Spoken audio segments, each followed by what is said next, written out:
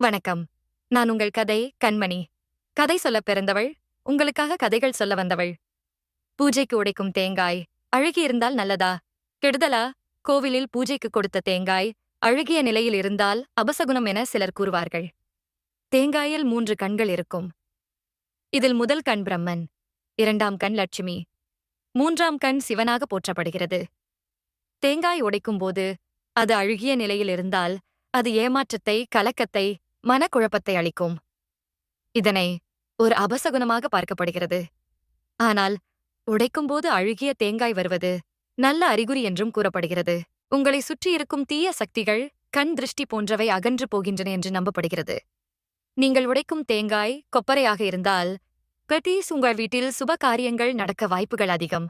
உடைக்கும் தேங்காயில் பூ இருந்தால் உங்களுக்கு பண வரவு, நல்ல லாபம், எதிர்பாராத நல்லவை நடக்கும் என்பதை குறிக்கும் சகுனமாக காணப்படுகிறது. இதுபோல நிறைய சுவாரஸ்யமான கதைகளை கேட்க கதை கண்மணி சேனலை சப்ஸ்கிரைப் பண்ணி வச்சுக்குங்க.